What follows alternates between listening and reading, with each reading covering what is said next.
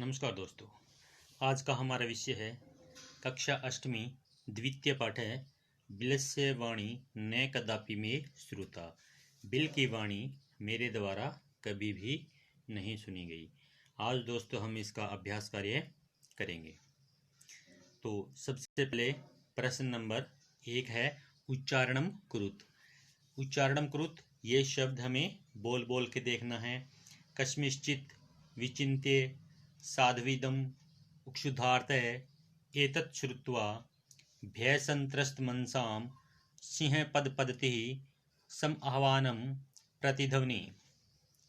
आगे आता प्रश्न नंबर 2 एक पदेन उत्तरम लिखत। एक शब्द में उत्तर लिखना है। सिंहस्य नाम किम, शेर का नाम क्या है। यानी इस पाठ में हमने पढ़ा था कि शेर का नाम क्या है। तो शेर का नाम था खरन खरे। क्या था? खरन खरे। तो सबसे पहले प्रश्न का उत्तर होगा सिंहस्य नाम खरन खरे अस्ति। प्रश्न नंबर 2 है गुहाया स्वामी कै आसीत। गुफा का स्वामी कौन था? श्रीगालय। गुफा का स्वामी था श्रीगालय। श्रीगालय यानी गिद्दड़ ही गुफा का स्वामी था। प्रश्न नंबर 3 है सिंह कस्मिन् समय गुहाया समीपे आगतः। शेर किस समय गुफा के पास में आया? कौन सा समय था वो जब वह गुफा के पास में आया था? समय था सूर्यास्त समय।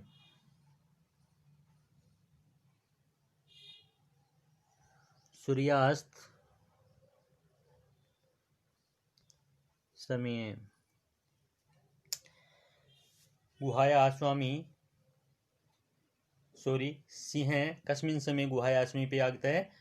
सिंह सूर्यास्त समय गुहाया समीपे आगतः। आगे है हस्त आदि का क्रिया के सामने परिवर्तन थे। हाथ पैर आदि किन के काम नहीं करते हैं? तो एक शब्द आया था ना भय संत्रस्त मनसाम। तो आ जाएगा भय संत्रस्त मन साम। ये इकट्ठा ही शब्द है बेटे। भय संत्रस्त मनसाम। भय से भय वाले मन वालों का, यानी जिनके मन में भय है, ऐसे भयभीत मन वालों का। आगे आता है गुहा केन प्रतिध्वनिता। गुफा किससे प्रतिध्वनित होती है? तो किससे प्रतिध्वनित होती थी?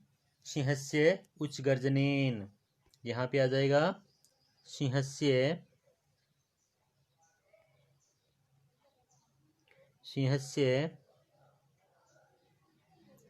उच्च गर्जनेन।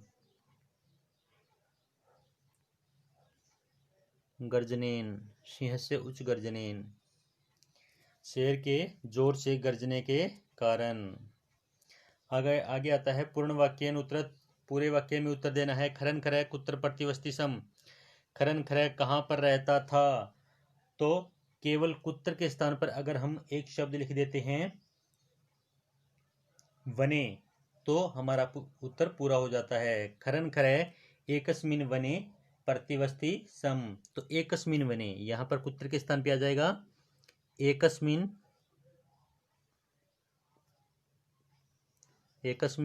वने, एक वन में।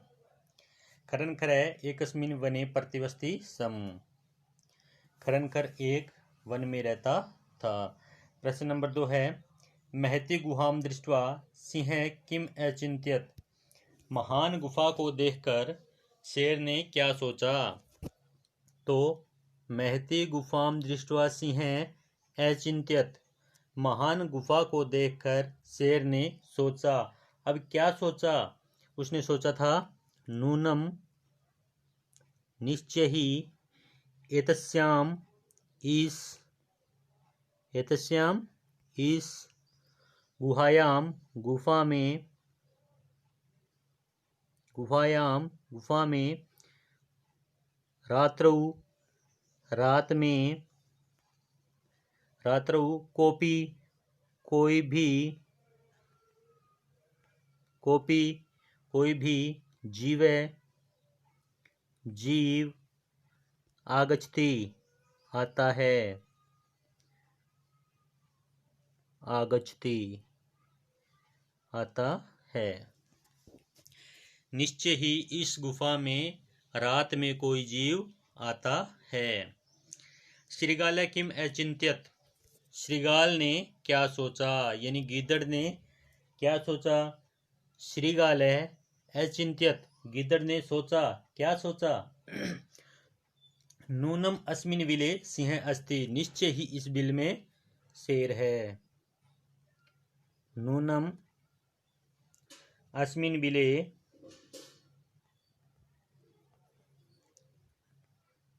अस्मिन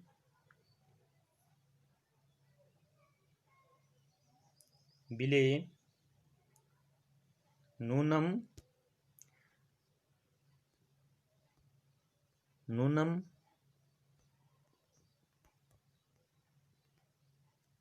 अस्मिन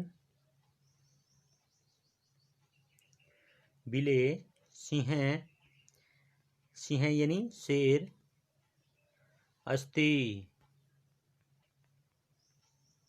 है, निश्चय ही इस बिल में शेर है, यह गिदड़ ने सोचा। श्रीगाल कुत्र पलायित है, श्रीगाल यानी गिदड़ कहाँ भाग गया था। श्रीगाल कुत्र के स्थान पर आ जाएगा दूरम, श्रीगाल दूरम पलायित है।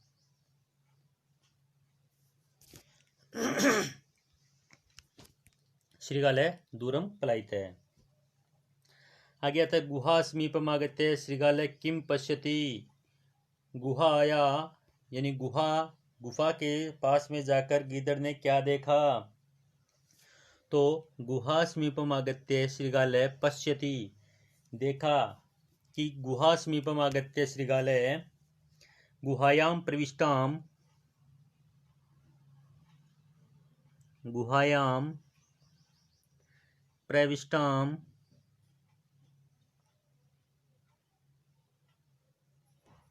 प्रविष्टाम सिंह पदपति, सिंह पद पद्धति, शेर के पैरों की चिन्ह, सिंह पद पद्धतिम पश्यति,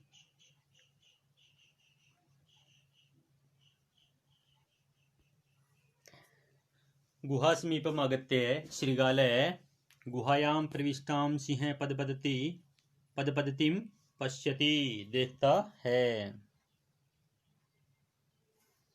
आगे आता है कै शोभते, कौन सुशोभित होता है। अनागतम यह क्रूते से शोभते, जो समस्या आने वाली है उसका उपचार जो कर लेता है वह सुशोभित होता है। अनागतम,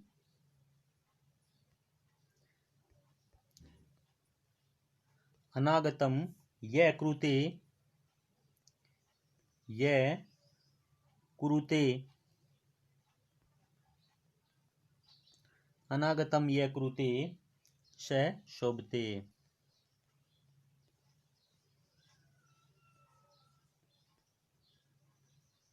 शोभते। अनागतम यह कृते से शोभते, जो समस्या आने वाली उसका ही उपचार जो सोच लेता है वह सुशोभित होता है। आगे आता है रेखांकित पदानि अधिकृत्य प्रश्न निर्माणम कुरुत, केवल हमें इन शब्दों के ही स्थान पर एक शब्द लिखना है जिनके द्वारा यह पूरा का पूरा प्रश्न बन जाता है। सबसे पहले आता है उक्षुधार्थ है सिंह कुत्रापि आहारम न प्राप्तवान। उक्षुधार्थ होता है भूखे से, भूख से व्याकुल शेर कहीं भी भोजन प्राप्त नहीं करता है, यानी भूख से व्याकुल शेर को कहीं भी भोजन नहीं मिलता है। तो उक्षुधार्थ के स्थान पर आ जाएगा कीदृश, क्या आ जाएगा कीदृश, कीदृश केवल इस स्थान के स्थान पर आएगा कीदृश। आगे आता है दधिपुच्छ नाम श्रीगाल गुहाया स्वामी आसीत। दधिपुच्छ, दधिपुच्छ नाम का गीदड़ गुफा का स्वामी था। तो दधिपुच्छ के स्थान पे आ जाएगा किम, यहाँ पे आ जाएगा किम। किम नाम श्रीगालय गुहाया स्वामी आसीत, किस नाम का था। तो आगे आ जाता है, ऐसा गुहा स्वामी ने सदा आह्वानम करोति, यह गुफा स्वामी का हमेशा आह्वान करती है। तो स्वामी ने के स्थान पर आ जाएगा कस्य, यानी किसका। स्वामी का आह्वान करती थी तो यहाँ पे आ जाएगा कस्य, यानी किसका। आगे आता है, भय संत्रस्त मनसाम हस्तपादादि का क्रिया न प्रवर्तन्ते, डरे हुए मन वालों के हाथ पैर काम नहीं करते हैं। तो हाथ पैरों के स्थान पे आ जाएगा कहा, यहाँ पे आ जाएगा कहा, यानी क्या काम नहीं करते हैं। आगे आता है, आह्वानेन श्रृगालय बिले प्रविश्य सिंहस्य भोजनम भोज्यम भविष्यति, आह्वान से गिदड़ बिल में प्रवेश करके भोजन बन जाएगा, यानी शेर का भोजन बन जाएगा। तो बिले का आ जाएगा कस्मिन, कस्मिन, कस्मिन। आगे आता है, घटनाक्रम अनुसारेण वाक्यानि लिखत, घटनाक्रम के अनुसार हमें वाक्यों को लिखना है। इसमें क्या आता है कि पहले कौन सी घटना घटती है और उसके बाद में कौन सी घटना घटती है, इसको क्रम वाइज लिखना है। तो सबसे पहले अगर हम लिखते हैं, देखते हैं, पहले इनकी हिंदी देख लेते हैं। गुफा का स्वामी दधिपुच्छ नाम का श्रृगाल गिदड़ आता है, शेर एक महान गुफा को देखता है, घूमता हुआ शेर भूखा हो जाता है, दूर ही स्थित गीदड़ आवाज करना आरंभ करता है, शेर गीदड़ का आह्वान करता है, दूर भागता हुआ गीदड़ श्लोक पढ़ता है, गुफा में कोई भी है, यह गीदड़ का विचार है। तो इनको अगर हम हिंदी के हिसाब से कि पहले कौन सी लाइन आएगी इस हिसाब से लिखते हैं। तो सबसे पहले परिभ्रमण सिंह क्षुधार्त जाता है, यानी घूमता हुआ शेर भूखा हो जाता है, तो यह 1 नंबर पे आ जाएगा। फिर आता है 2 नंबर पे, सिंह एकाम महतिम गुहाम अपश्यत, उसके बाद में वो भूखा हो जाता है, भूखे होने के बाद में वह क्या देखता है कि एक गुफा देखता है, भूखा होने के बाद में एक गुफा देखता है। फिर गुहाया स्वामी दधिपुच्छ नाम श्रृगालय समागच्छत, गुफा का स्वामी दधिपुच्छ नाम श्रृगाल आता है, तो वह शेर गुफा में चला जाता है। उसके बाद में शाम के समय में क्या आता है कि गीदड़ अपनी गुफा के पास आता है। फिर आता है कि गुफा में कोई है, यह विचार किसका होता है, गीदड़ का होता है, क्योंकि वह गुफा को देखता है तो उसमें पैरों के चिन्ह दिखाई देते हैं, तो ये हो जाएगा 4 नंबर।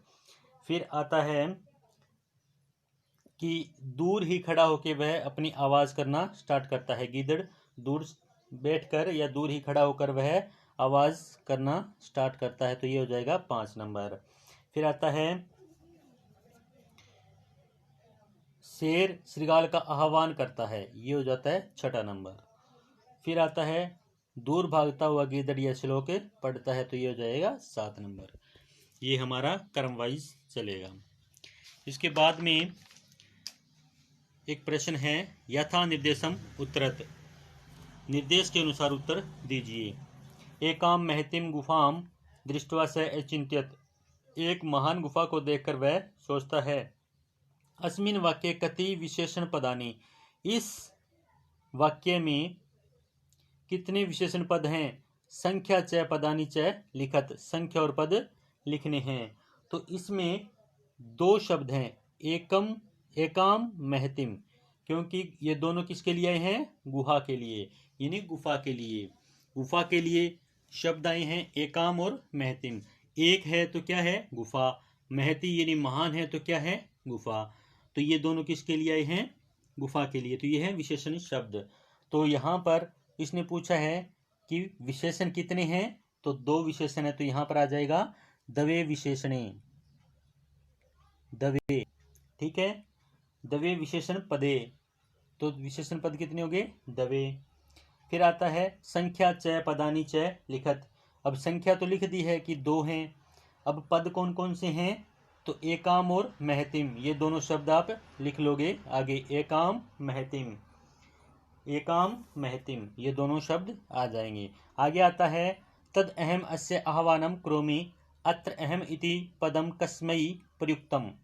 ये कहता है तद अहम, तो मैं ही इसका आह्वान करता हूँ। यहाँ पर मैं, यह शब्द किसके लिए प्रयोग हुआ है, यानी आह्वान करने वाला कौन है, किसके लिए प्रयोग हुआ है, तो वह हमें बताना है।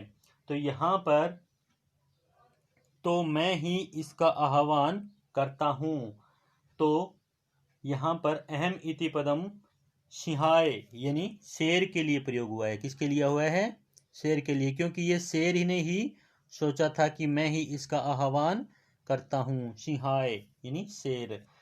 तो आगे आता है यदि तुम माम ने आव्यसी अस्मिन वाक्ये कर्तृपदम किम, यदि तुम मुझे नहीं पुकारते हो तो इस वाक्य में कर्तृपद यानी कर्ता कौन है।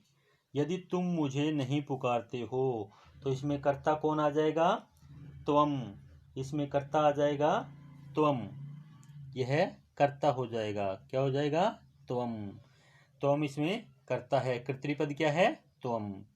आगे आता है सिंह पद पदति गुहायाम प्रविष्टा दृश्यते, शेर के पैरों के चिन्ह गुहा में प्रवेश होते हुए दिखाई देते हैं। इस वाक्य में क्रिया पदम किम, तो क्रिया क्या है, प्रवेश होते हुए दिखाई देते हैं ना, तो दृश्यते दिखाई दे रहे हैं, ये क्या है, क्रियापद है।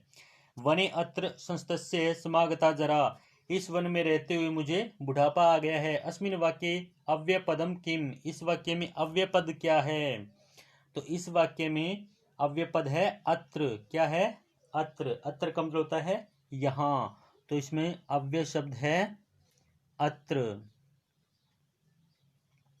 आगे आता है मंजूषा अव्यय पदानि चित्वा रिक्त स्थानानि पूर्यत, मंजूषा से अव्यय पद चुनकर एक स्थान की पूर्ति करनी है। एकस्मिन वने, एक वन में कोई शिकारी जाल को बिछाकर, कोई शिकारी जाल को बिछाकर दूर स्थित है, दूर स्थित हो जाता है, तो पहले में आ जाएगा कश्चन, कोई का मतलब होता है कश्चन, तो यह हो जाएगा 1 नंबर। विस्तीर्य यह हो जाएगा दूरे 2 नंबर, दूर ही स्थित हो जाता है।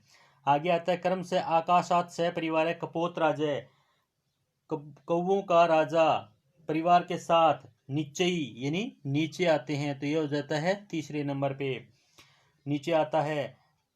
खालिस्तान कपोतः तंडुलान अपश्यन, खालिस्तान तेसाम लोभ हो जाता है।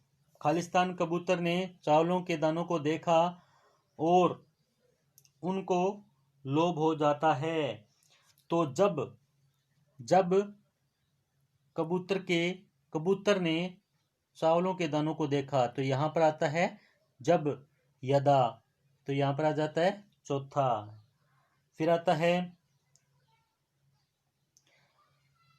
तदा, तब, जब कबूतर ने चावल के दाने देखे तब उन पर लोभ आ जाता है, यानी लालच आ जाता है। परम राजा सहमत न आसीत, परंतु राजा सहमत नहीं होता। तस्य युक्ति आसीत, उसकी युक्ति होती है। यदि, तो यहाँ पर आता है यदि, छठे में आएगा यदि वने कोपी मनुष्य नास्ति, यदि वन में कोई मनुष्य नहीं है, तो यहाँ पर तरही आएगा बेटे, यहाँ पे भी एक खालिस्तान होता है, तो यहाँ पर तरही हो जाएगा, 7 नंबर यहाँ पर आएगा। तो ये क्या हो जाता है, तस्य युक्ति आसीत यदि वने कोपी मनुष्य नास्ति तरही कुतः तंडुला नाम संभव है, यानी यहाँ पर चावल कैसे संभव हो सकते हैं, जब यहाँ पे कोई मनुष्य ही नहीं है, कोई जीव ही नहीं है, तो यहाँ पर चावल कैसे हो सकते हैं।